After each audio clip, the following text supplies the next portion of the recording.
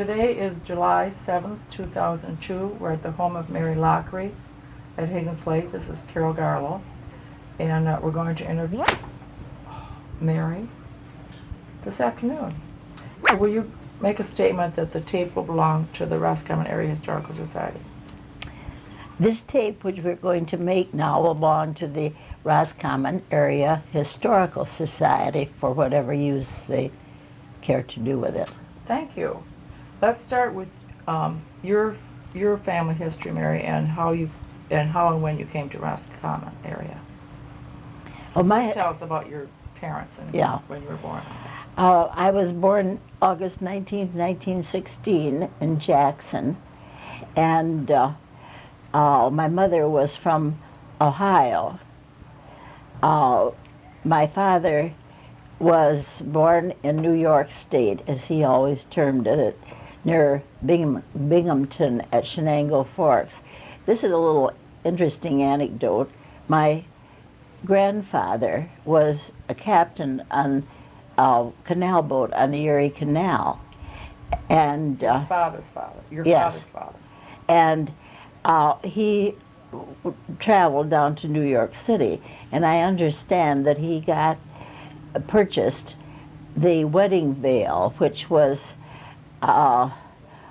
about, I would say, 5 feet by 2.5 of lovely Chantilly lace that my grandmother wore when she married him in 1848, and I wore it when I was married Woody in 1941. Oh, wonderful. My father was 50 when I was born, and my mother 40. And how they met is another very interesting story, which I won't go into now. But I say that because in regard to particularly my father, it put me into a generation where I should have been my own grandmother or something like that, Carol. And I had cousins who were 40 years old when I was born, first cousins. That does make you special. Does it? Sure. Lovely. Sure. Anyway, then my father's was in the Railway Mail Service. His health became very bad when he was 52, and I was 2, and we went to Florida that winter and subsequent winters. That was in 1918 when I first went to Florida. And my dad drove down in our Chevrolet touring car, which at that time, you can imagine, created a great many stories, and he was a wonderful storyteller. Too bad you couldn't interview him, because he was tremendous and a wonderful speaker. And my mother died when I was 18 while I was in college. I was an only child, having come so late. Well, my mother and father weren't married until she was 49, and he was, no, she was 39, and Dad was 49. So then I was born a little over a year later, and then that ended the family. So I spent 4 winters in Florida as I grew up. And the year I was a freshman in high school, I went to 3 different high schools in 3 different states, which was quite interesting, and ended up back at Clinton, Michigan, where my dad's health, which had very much improved, allowed him to be superintendent of a very beautiful cemetery, and he loved the outdoors, and he always said his best years were from 65 to 85 health-wise. So he left the rail mail business. Yes, and it was kind of an interesting reason that he did, because he went to Florida because of his health, expecting to go back after the doctor had said if he had a year off and in the sunshine, and the administration changed while he was in Florida, and so he was on the wrong side of the administration, and they didn't hire him back, or he could have retired in 2 or 3 years with a good pension, because he'd been in 25 years, or almost 20. But he always made the best of all that. So I went to the university, graduated from Clinton High School, went to the University of Michigan, and studied public school music major, and piano minor. And my area in public school music was vocal, so to speak. And also, I did quite a bit of work. I had to learn all the band instruments and fingering and embouchure. That's how you hold it in your mouth and approach it. So I taught K through 12 in the old Roscommon school, which is now was the middle school and is now part of the Crafts Center, which we still like to think of as the enrichment center of the Crafts Center. Okay, before we go farther, when your mother passed away and you were at college, did you miss any of your college time when she died, or did you continue? No, as a matter of fact, she died very suddenly of an embolism or cerebral hemorrhage and was sick only 2 weeks. And she died on a Sunday. Fortunately, I saw her just before she died. And I went back to school on Thursday because everybody insisted I should not miss any school. So I did that. And your father was still alive at that time? Yes, and he lived in Clinton and continued there while I finished my college and came up here to teach. Then he came to live with us when Woody and I were married and lived with us 15 years till he died at age 90. And he was quite an important part of the Roscommon scene. Everybody was very fond of him. Okay, what was his name? Scoville Walker. Scoville Walker. Okay. S-C-O-V-I-L-L-E? No, S-C-O-V-E-L. It was a family name and was a surname and was spelled that way. My mother's name was Stella. Okay, how did you happen to get a job in Roscommon? This was during the Depression, and we were just fortunate to get jobs anywhere. At that time, Mr. Kleinert was the superintendent, and as I told you earlier before we started this, he was a very fine educator. I feel very privileged that I had 3 years under him. And then a very interesting little man, Mr. Champion, was the last year. He was a nice guy, and we all loved him, but he was not quite as devoted to education. In fact, he left education after he left here, I think. But however that may be, Mr. Kleinert came to the University of Michigan to interview, and he needed somebody who could teach music K through 12 and look after some of the social needs of the school. Now, I never quite figured out how I qualified there, although I did a lot of work in the Epworth League at the Methodist Church in Ann Arbor, and I had lived at a professor's home, the leading professor at the University of Michigan at that time, and I think maybe forever, Preston Slauson. And this gave me a lot of interesting experiences. They were a brilliant, educated family. And so I qualified for what he wanted somehow. And when I was a little girl, my dad would tell me stories about the logging days in northern Michigan, because he had spent a winter on the Saginaw paper as a journalist. And that was on the fringe of the logging. And he loved the North Country, and he'd tell me stories about a little boy who would come up, would be in northern Michigan with his father, who was a logger.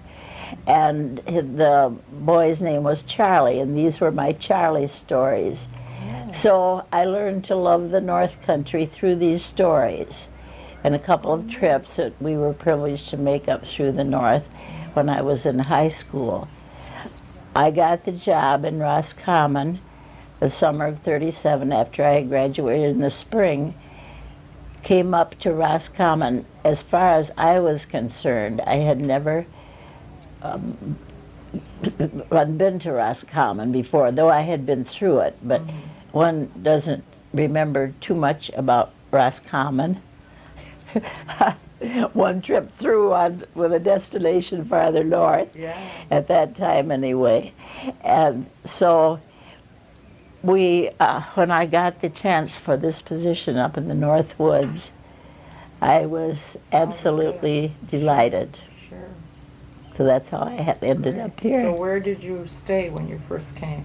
at the Colonial, because there wasn't anybody in town who wanted to have teachers and take them in. So all the teachers stayed at the Colonial Hotel. Like how many of them? Well, we had a school population of 326, I think. Maybe it was 27. We had 13 teachers. Oh, okay. The school was, I showed John Roscommon where it went to in 1937, which was just beyond where the teen center is now. And that was all that there was in the village of Roscommon.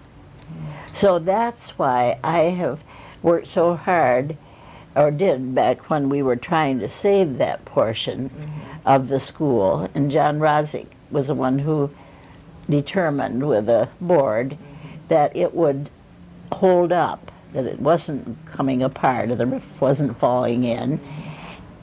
I came in 37. In 38, they added back just another portion on. And we were written up in the Central Michigan paper as being a very fine building and school and so forth. Then all the rest was added later. So that's why, to me, being so interested in education and in that school, this is the way I think of it. We have the Richardson School, fortunately, restored by the Historical Society, which depicts the one-room schoolhouse. We have the Masonic Temple, which was the high school that Woody would have graduated from, but he went to Houghton Lake because he had thought he was going to the University of Michigan, and the Roscommon wasn't certified by University of Michigan that time, but he ended up going to Michigan State. And I have felt badly through the years because he left his class, and Hans Lanch, who was very enterprising about digging up historical things, had the class of 1930 march with the class of 1980, if you recall. And Woody could have done that with his old classmates. And Ford Silsby was in that group, and many people that Woody thought a lot of, but of course he couldn't because he graduated from Houghton Lake. Okay. So then, just let me continue with this part, because this is so important to me. The Masonic Temple was the old high school. Then the portion was built in 31 that I came to teach in. They added on more, where the craft center extends around George Street. The elementary school was next. The wonderful high school was next, which we owe a great deal to Hans Lanch. Yes, we do. And then the beautiful middle school, which is out of this world beautiful and useful.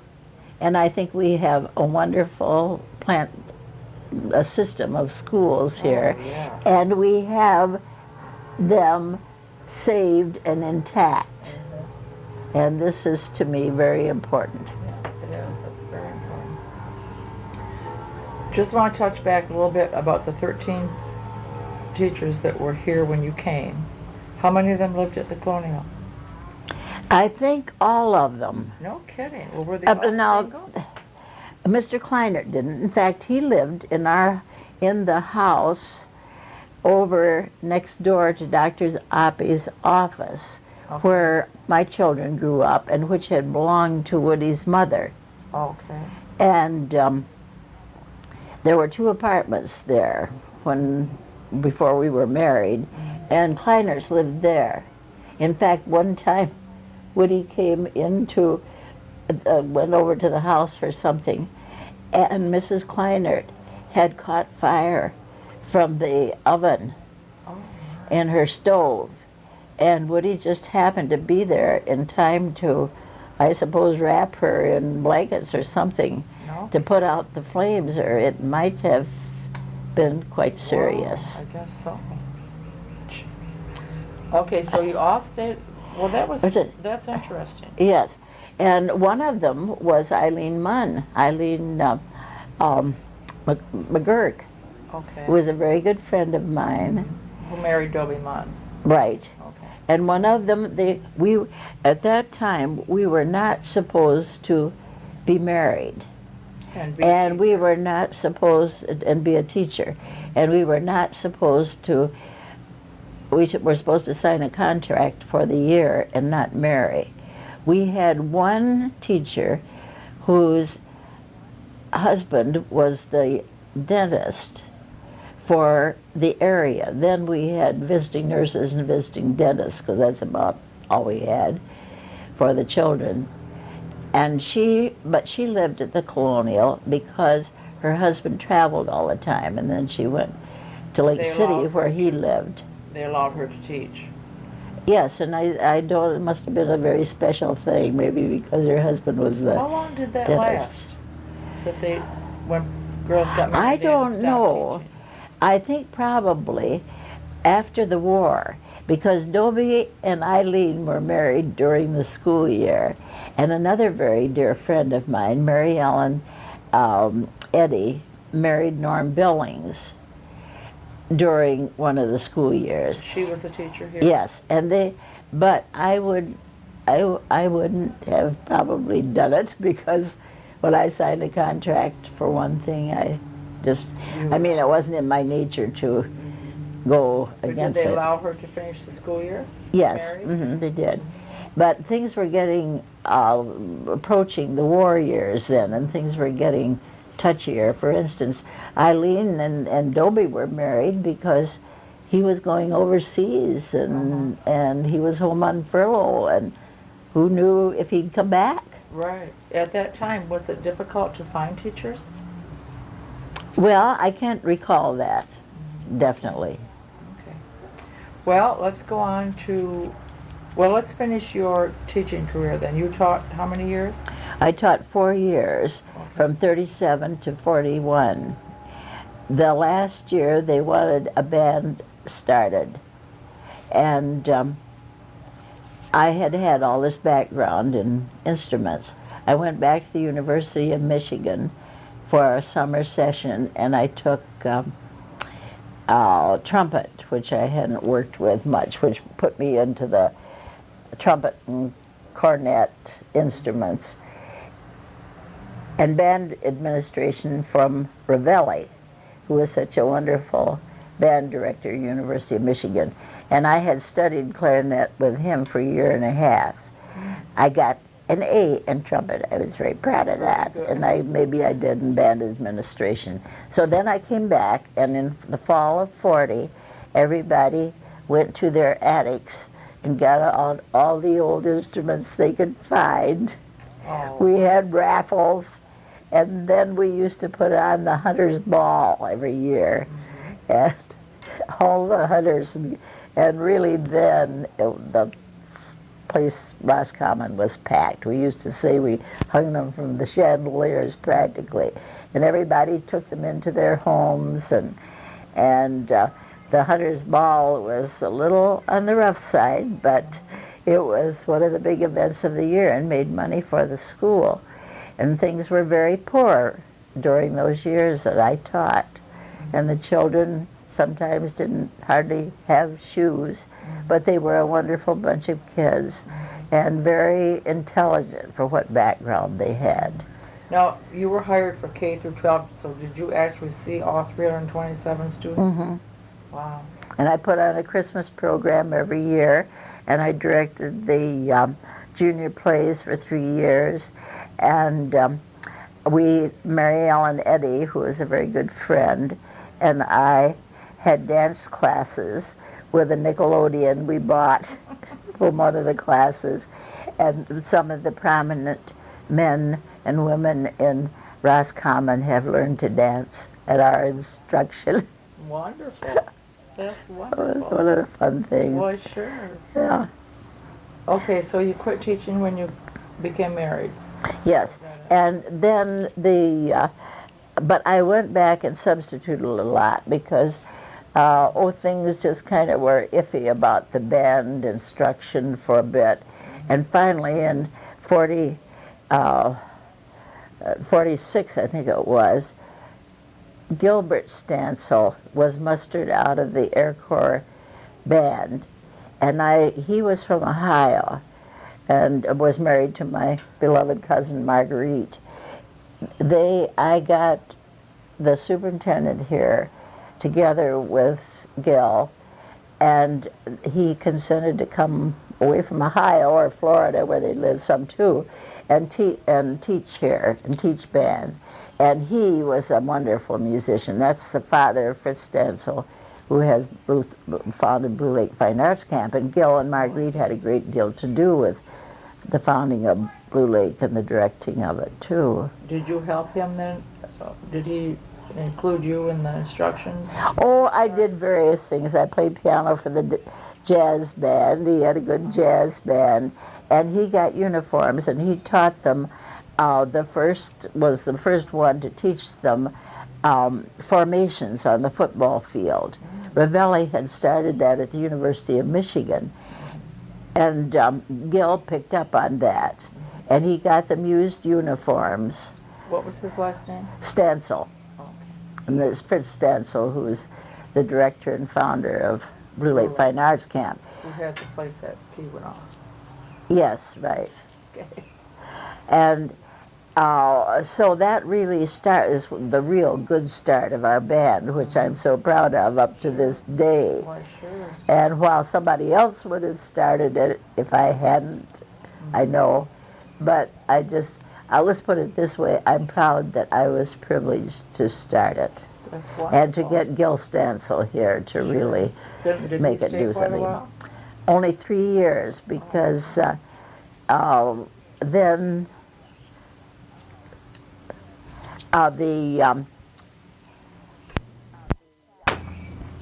and then he went on to Scottville, where he was for 25 years, I guess, until he taught some around Muskegon and Grand Rapids, and then helped Fritz Stansel, his son, who was a fine musician. They're great musicians, the whole family, to found Blue Lake Fine Arts Camp. And Marguerite helped a lot in it too, Gil's wife, Fritz's mother, and my dear cousin, who was like a sister to me.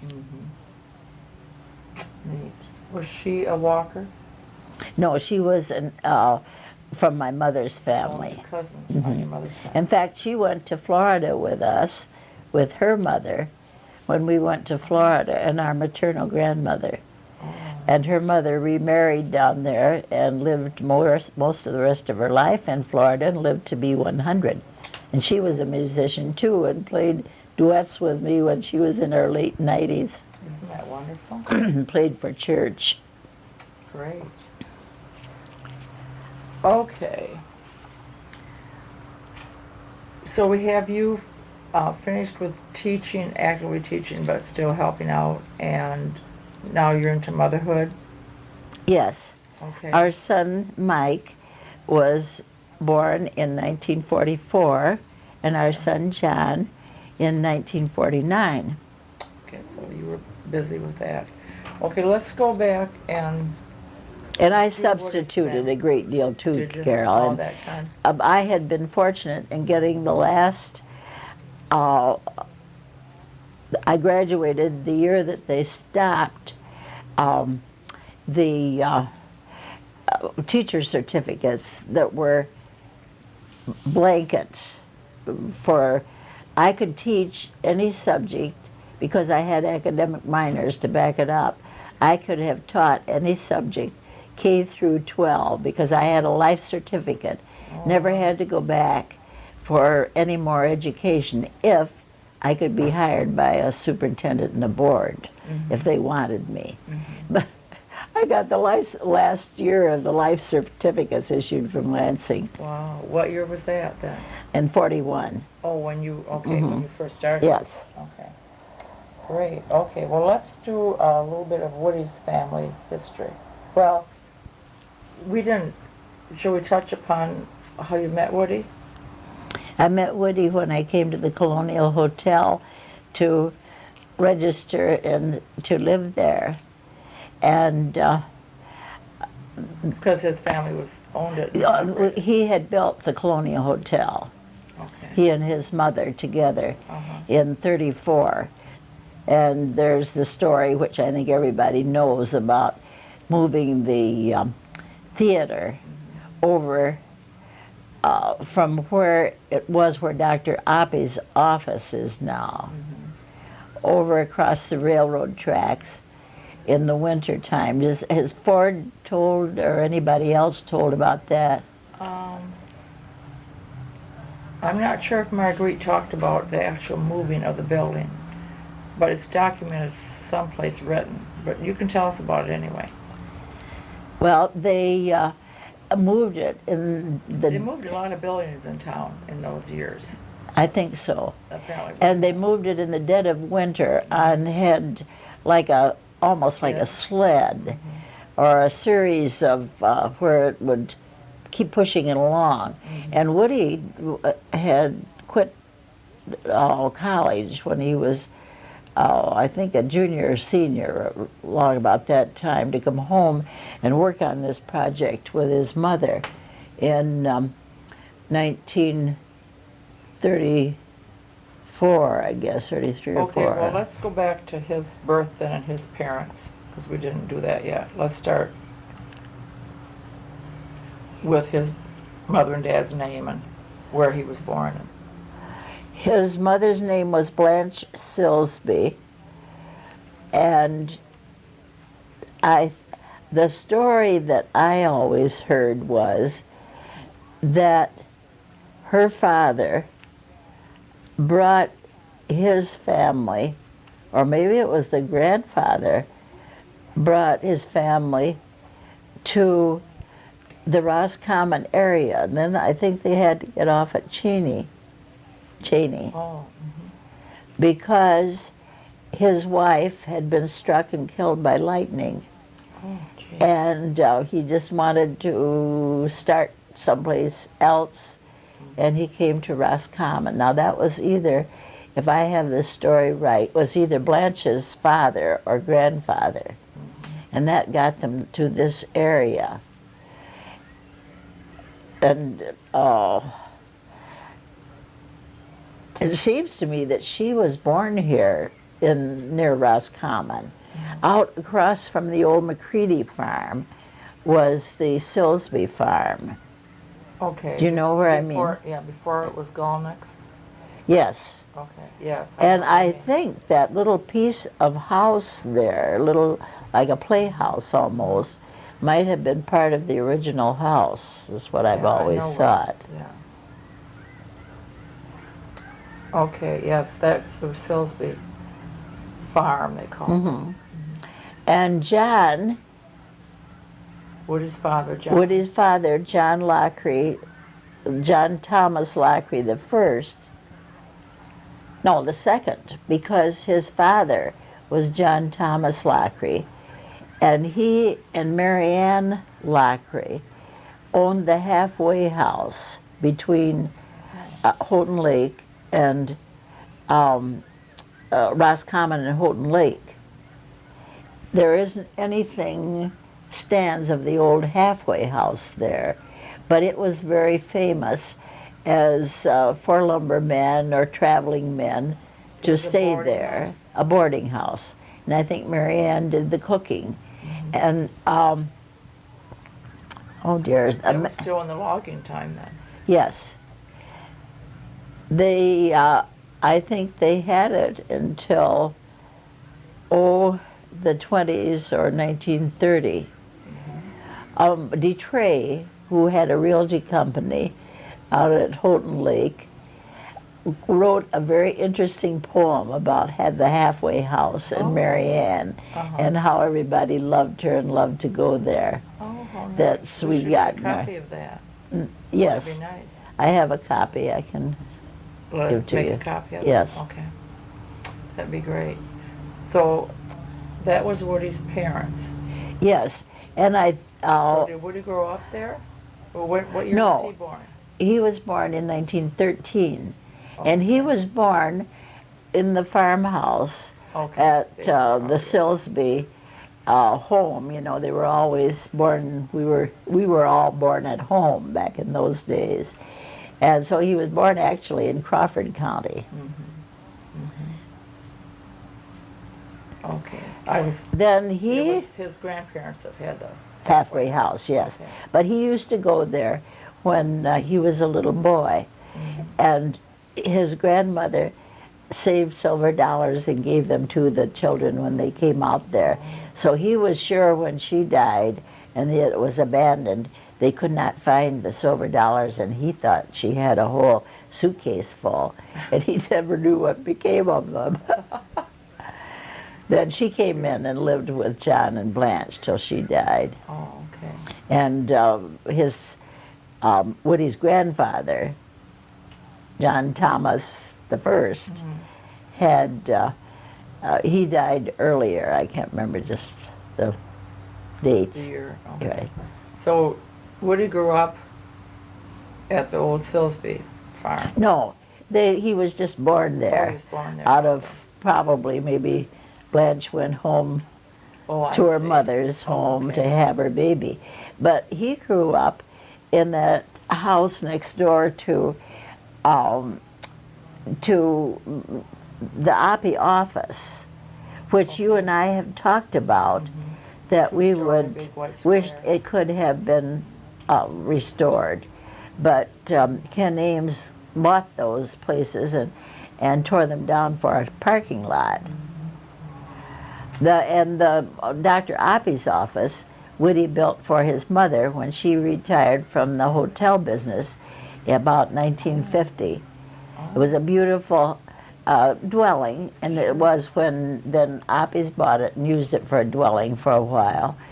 Then they moved out on Lancewood Drive near the river, and Added to it. and he added to it and made it a commercial-looking building. But anyone who goes in there and sits in the lobby and sees the fireplace there, that's where we had our family gatherings when Mother Loughray was alive and the children were small. They're And she sitting died in in '54. the living room. Oh, so she was only there about 4 years. Yes. That was too bad because it was such a lovely home and she loved it so. Yeah. Okay, so Woody grew up in the house next to that. And that house is no longer gone. We're talking about Main Street. I don't know which block the number is, but And Ford Silsby's mother, the house that Woody grew up in and my children grew up in was given to Blanche Silsby by her father. The place where Mary Waterman lives still was given to Ford's mother. oh, And that's where Ford and Fern and Sandy grew up a little, some, and then his father had died before he came here. You got that all in the history there. And his mother died of pneumonia, which was a very great blow to Blanche because they loved each other so devotedly and had been in business a little bit together. Did I ever finish about getting the Colonial across the railroad track? no, we still have to go back. We still have to move it. Well, we moved it in the winter time. But what year was that? That was in 1933 and 34, right along there. Might have been January So of it was this theater 34. building, and when they put it at the new location, what did they have to do to it? Well, the first place, they had to get it across the railroad track before the train came, or it would have cost $100. And If you I would've had guess to stop the everybody train? pushed like mad. Oh. And oh, they got it. Was, of course, then we had wonderful train service and trains night and day, you know. They just barely made it with Woody pushing with all his might, and he'd wrestled in college. He always said he was in pretty good shape because he'd wrestled in college, and everybody pushed and they got it across.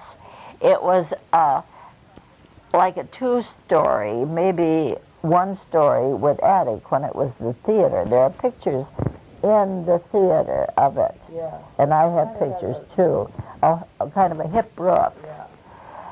Woody raised that roof and made a second story and put rooms in it. He did an awful lot of the work himself, and plumbing and electrical work, and it all hung together. And he raised that roof and made 3 stories, an attic, because it was the 3rd story. And then later, and his mother was a marvelous cook, Mother Loughray, I always called her. And she ran the dining room, and it was quite famous for food. For sure. Then, was it a bar also? Not until 1938, I think, he put in the bar. And that was much against his mother's and my wishes. But the Roscommon Hotel, which later became Spruce Motor Lodge, had been renovated by part of the, well, I think a Dow, not the Dows over at Cottage Grove, but she was related to the, was it the Murphys who ran the jail? Yeah. Anyway, they did a marvelous job of renovating that hotel, and redid all the In the late 30s? in about 35 or 6 or 7, all about the time I came here. Okay. Then they put in a cocktail lounge Oh. with entertainment. So Woody had to put in a cocktail lounge, he felt, to meet the competition. Sure. And his mother and I frowned on that kind of business. But it was, Woody put in a very nice cocktail lounge, and it was very popular. Then he was in the Army in 43 for 9 months, discharged because of a shoulder injury that he had had prior to going in, and he had not Pushing a building. mentioned. And so I ran the hotel, and his mother and I ran the hotel while he was in the Army, and unfortunately, the people who built the Roscommon Hotel went into bankruptcy, so we bought the Roscommon Hotel, Which now the Spruce. Spruce Motor Lodge, yes. You and his mother bought it? Well, Woody got the only furlough he got while he was in the Army to come home and help with the paperwork. Oh. And before he got back home, I think we ran it all that summer and through hunting season, and we got it paid for. Wow, you did well. And Woody came home the day after hunting season ended. And with people who remember what hunting season was like, I was awfully glad to see him. I bet. Glad he was home, but I wish that he could have gotten here when weeks early. hunting season Right. started. So, And that was before you had children then? yes, You were doing all. How And- many rooms did you have at the Colonial? the combination, we had 56 rooms, Oh, wow. the 2 hotels. Oh, how many were at the Colonial? I think 26 and 20 at the other, something like that. Wow. You were busy girls. Very. Yeah. And that was at the time, of course, during those years in the of the war. It was very difficult to get liquor, to get beer. We had to drive to pick it up, and we only could get a certain amount. And the bar was very popular with all the soldiers. And How far where did you have to drive to Grayling and to West Branch, to? wherever it was available. And that was during the years when the cocktail lounge had many soldiers. The Indians were still coming in from the logging, and Really, in the early 40s? yes, Really? and there were still loggers coming in. No kidding. So to run a good, well-run cocktail lounge and have it orderly was a very kind of difficult, Sure, but very but how many important, and we people- always did. How many people did you employ? Oh, we probably had upwards of 10. Really? Mm-hmm. That's quite a business, really. Mm-hmm. Yeah. The dining room. Because there was the three areas: the dining room, the cocktail lounge, And the room. and the rooms. Yeah. And then when we took on the Roscommon Hotel, we served meals there too. Mm-hmm. Usually leased out the dining room. The cocktail lounge he did not run after. That was There. not in the Roscommon. Oh. But you kept the one in Colonial going. Yes. And so how many years did you have both of them? He sold Woody was always a little bit ahead of the game business-wise. He moved the theater over to the highway, over to where it is now, where the Colonial Apartments are now.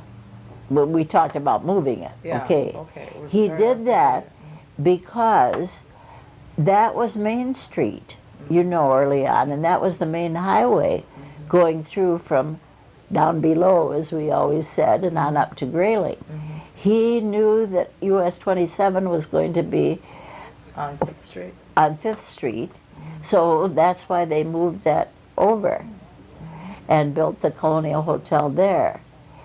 Then it was going to be moved on out where old 27 is, Okay. and he saw the handwriting on the wall, and he sold it in 54, He sold. the Colonial. Okay.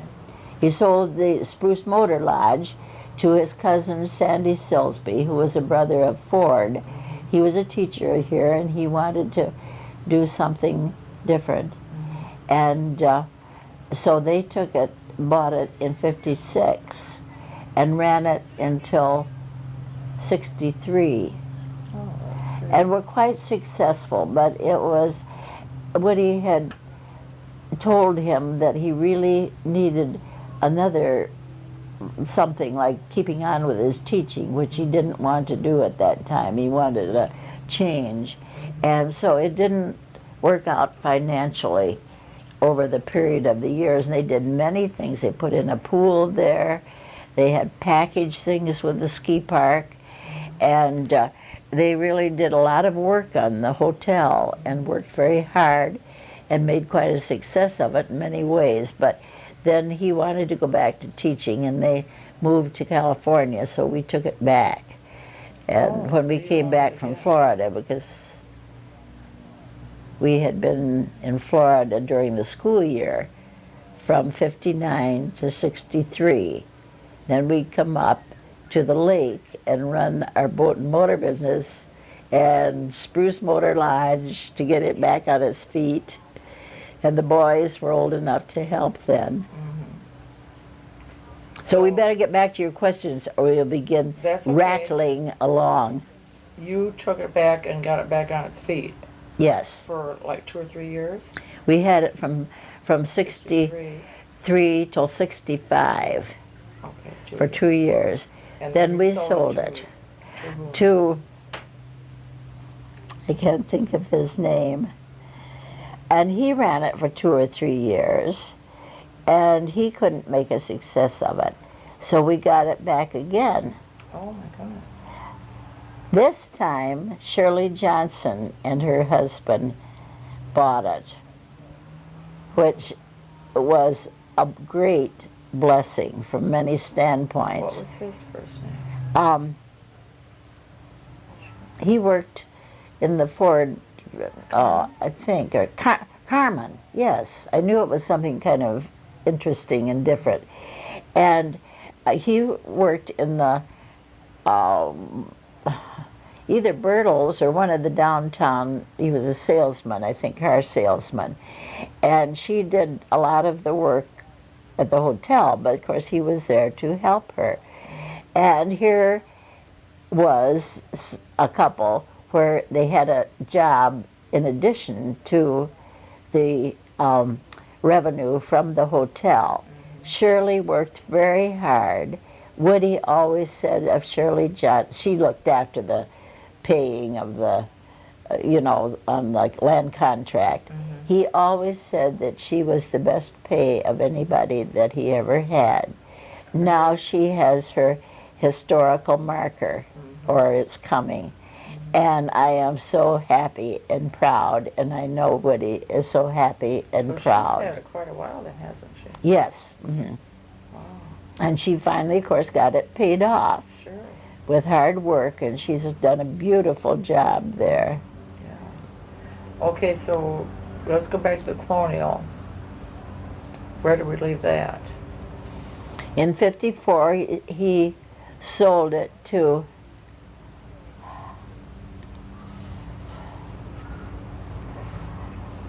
well, it was Bill Cochran's relative. What was their name? It began with B. I cannot say it. And they did very nicely with it.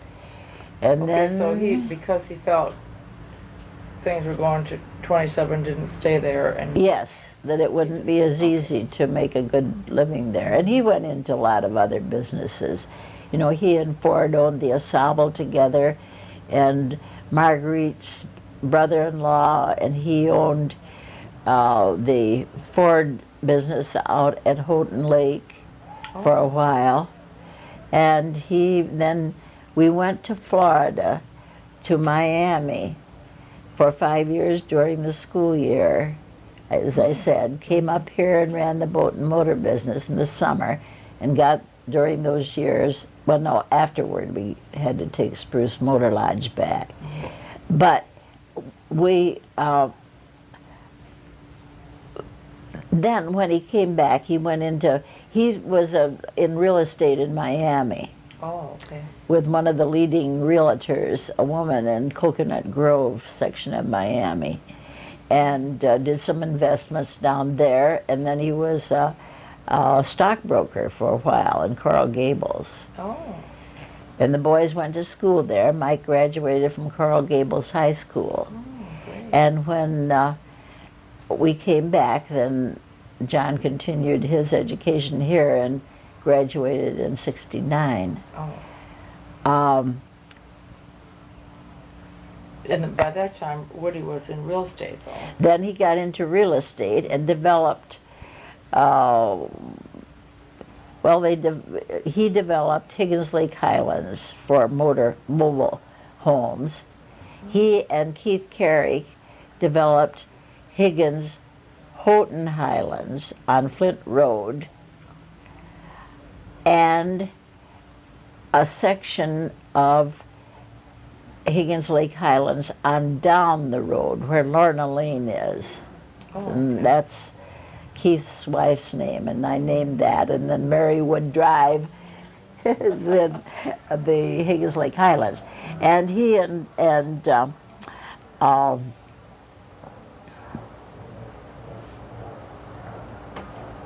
name has slipped by me, but he developed some residential, 2 or 3 residential Like places, subdivisions near the lake, yeah. Good. So, how long have you been at this location? We bought this in '53. It was the old Keene farm, Keene, how do you spell that? Keene. And Woody bought 300 feet with 2 other men. This the old farm. They fixed all up. The farmhouse was a very well-built house, but after they fixed it up, it didn't sell. So Woody bought it for his interest in it. Plus, So we this house that we're in now was the farmhouse? yes, No kidding. and there was hardly a tree on this whole No, place. really? A couple of the So old. was it, what kind of farm was it? Well, a Cattle or farming, no, you know, dairy farm? no, agricultural, what they could Crop. do around here with the sand. Wow, I didn't But it was realize that. spoken of as the Keene Farm. Okay. If you ever, have you interviewed Harriet Williams? No, not yet, but she did some interviews with Margaret. Oh, probably. But she's another. Because she knew a lot about, she was here before I was. And she knew a lot about the Keenes and the Keene Farm and the inheritance down the line with it. Okay. Great. So we moved. So you also spoke about a boat and motor business. Mhm. Where was that? Right here Oh, at Higgins Lake, at this location. at this location. Okay. And we rented fishing boats and ski boats and had gas on the end of the dock. And Woody and the boys frequently rode their bicycles pell-mell down the dock. They were famous figures for that. And I guess the boys both went off the end of the dock, but Woody never did. And we sold gas and oil on the end of the dock. And as I always said, I was the only lady in Roscommon County I knew who had a Coke machine in her front yard. And I was doing a great deal with Margaret Gilbert and many of my fine musician friends then. And when we first started, before John got old enough to look after the worms, I would, if we were in the middle of playing ensemble work with my string friends and I was playing piano, I'd have to go down to the basement if somebody came and get the night crawlers out for them in the black dirt. And of course then I had to wash my hands. I hope so. And this wonderful musician who was a great physician and surgeon from Grosse Pointe, who, well, the whole family became very close friends of ours. And our children grew up together because they came up here many summers. And he was, Dr. Aaron Farman was also a very fine violinist and played all over Detroit. And he would Did you say fireman or farm? Farman, F-A-R-B-M-A-N. And he said that he never played with anyone who had to go and Get night crawlers. get night crawlers in the middle of their playing.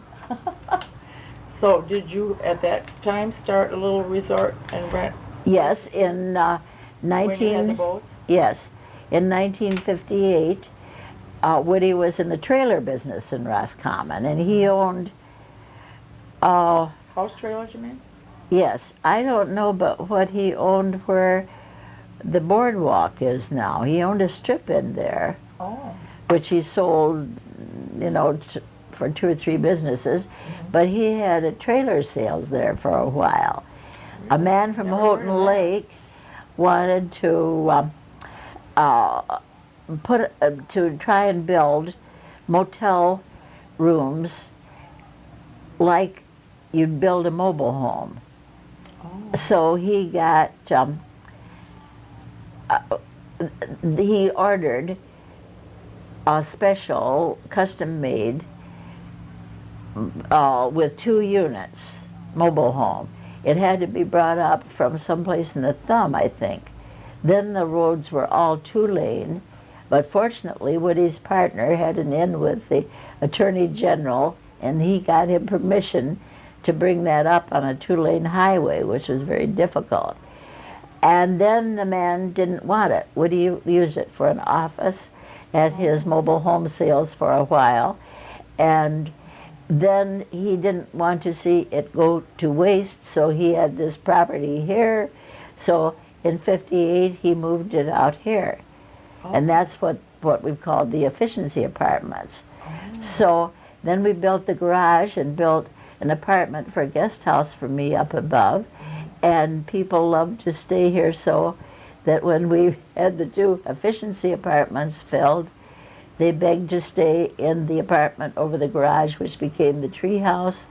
And so my guest house has been intermittently a rental in a guest house. That's neat. We're going to back up just a minute because I wanted to ask you about, at the Colonial Hotel, the blackjack. Tell us about that. Of course, that was so interesting to Mike. When he heard these stories, he was growing up, and he, what he told, I guess Mike was more impressed with it than I was, that he somehow got a hold of a blackjack, and he kept it at the hotel, because things could get fairly rough with the loggers coming in and the Indians. And Woody tried to run a very fine place, which he did, but he had to keep people in line. He never used the blackjack, but he had it at the ready.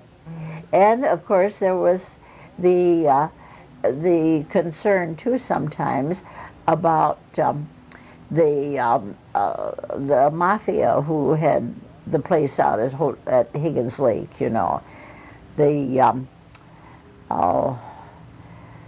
That's interesting to me. People allude to that, but I don't. No one's ever really talked about that. That they actually, this is where they summered, or did they just use Yes. it Mm-hmm. for entertainment, probably? Yes. And everybody in town knew them and knew they were mafia. Mm-hmm. Right. In fact, the one who became the kingpin in Grosse Pointe went around with the young people in Roscommon. He was a very likable young man. Probably had money to spend. And the generation that was a little bit older than my children, kind of in between me and my children, he went frequently in the summertime in that crowd. And Woody told about, I think that the detectives came to the hotel looking for them one time, and something happened that, I think they had a fire out there, and there was so much ammunition in the garage and the house that it was quite a 4th of July celebration type thing, with much booming. I wonder if that's. I don't know whether there'll be people in town who could tell you more about whether any of them were, I think, whether they were ever apprehended up here or not. But if you inquire around town, unless people don't want to talk about it, I think it's one of the interesting phases. They were in Grosse Pointe, lived near the Farmans in Grosse Pointe, And I can't think of the name of the family that was pretty, shall we say, prominent here. Began with C. But they had a place on the lake. Yes. On the East Shore? Yes, in the upper lake on the East Shore, and it was terraced because it was on high. And when we'd take people through Corrados, that's close to the name, but that should be accurate, so we'll have to strike that some way. And they were a very prominent mafia family in Detroit. And I think that when this young man that I spoke of took over when it was his turn in the lineage, Wow. So what? And when we'd take people into the upper lake in the boat, we'd always point out their place on the lake. Okay, let's get back to World War II, what you remember, because you were newly married then. Did, like, most of Woody's friends serve in the war, or how How much did the war affect what went on in Roscommon? Well, many of the young men went. We're gone. Many of the young men that I had taught in high school, some of them went before they got their diplomas, were drafted or enlisted. Woody had the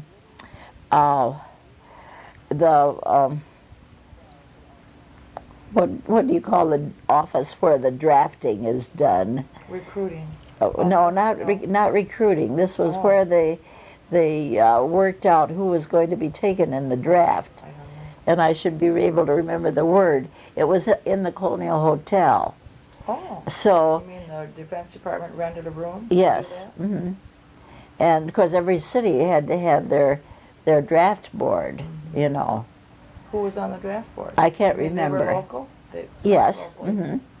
And so when Woody was drafted, I think he was either the first or second married man to be drafted. Mm. So he knew he must go right off. Of course, there's nothing else to do, but I mean that he didn't want anybody to think he had any pull because the draft board was in his building. That'd have to be very difficult for you, though, when he left. Well, it was. Oh, yeah. And then it was the midnight train that they all left on. Oh.